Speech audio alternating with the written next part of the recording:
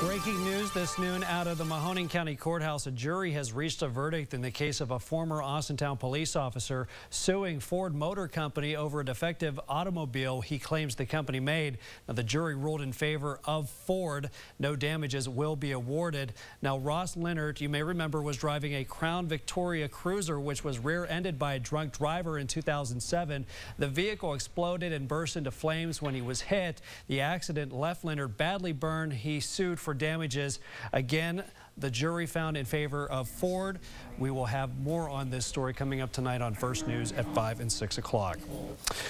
Well, today marks 1 week from the day the U.S. could default on its debts if no agreement is reached in Washington to raise the debt limit. After the president and the Speaker of the House each took their case to voters, Jay Dow reports the two sides seem no closer to a deal. Now, President Obama urged Americans to call their representatives last night.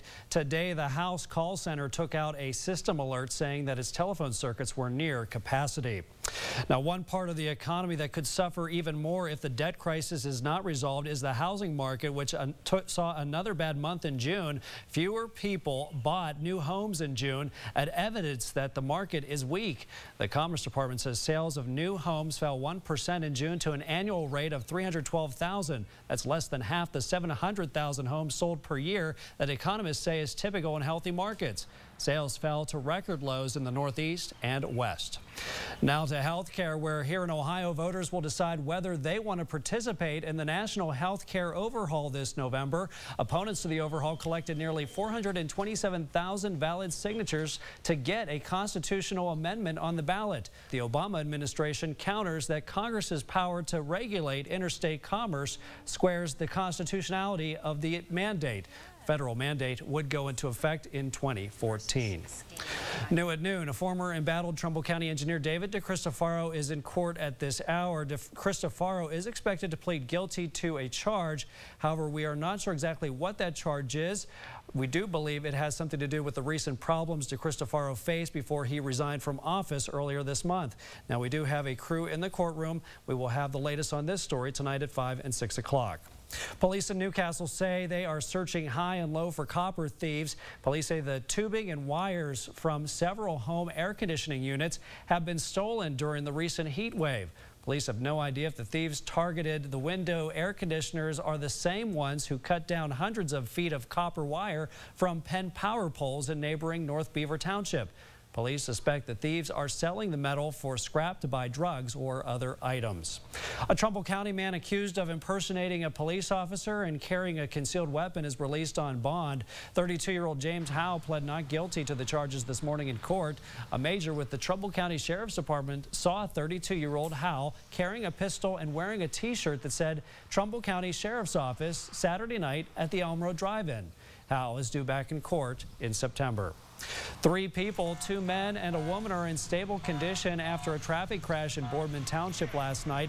Happened along Western Reserve Road between New Buffalo and Tippecanoe just after 9 o'clock. Highway Patrol says a Chevy Avalanche and Cavalier collided head-on, sending both cars into a field, flipping the Avalanche on its roof. The 3 were taken to St. E's Hospital in Youngstown. The woman police say killed a Springfield Township man with her car last summer appeared in court yesterday. Prosecutors expected 21-year-old Whitney Yeager to plead guilty to vehicular homicide charges, but she chose to stick with her not guilty plea just before the hearing. According to police, Yeager hit and killed Dave Muslovsky with her car last June and was texting while driving when it happened. Now turning to news headlines around the world, the lawyer defending the Norwegian mass murderer says the confessed killer may plead insanity. Oslo is still reeling from the brutal attacks that killed dozens. Tina Cross has the latest from London. Now, 13 people were injured in a suspected gas explosion in London. The blast happened at a restaurant early this morning. According to the firefighters, all the injured except one has been treated and released from local hospitals. Firefighters suspected a gas leak led to the explosion. Several gas cylinders were found at the scene. 2 Kuwaiti planes loaded with 20 tons of food, medicine, and tents landed in the Somali capital of Mogadishu. The humanitarian aid comes in response to a UN appeal for aid in the region.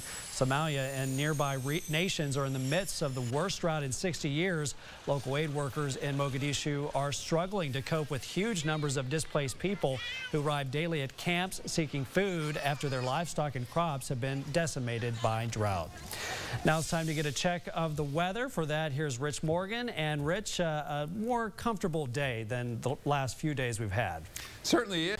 All right, thank you, Rich. From MyValleySports.com, the Pittsburgh Pirates start their series on the road against Atlanta with the win. The Pirates beat the Braves 3-1 last night. Pittsburgh is tied with St. Louis for first place in the division and are a half game ahead of Milwaukee. And the Cleveland Indians taking on the Los Angeles Angels at home. Jason Kipnis delivered his first career hit with the bases loaded and 2 outs in the 9th inning to give the Indians a 3-2 victory over the Angels. Coming up next on First News at noon, in health news, doctors say there's yet another reason to maintain a regular exercise program. This one deals with your brain, though. Details coming up in your Midday.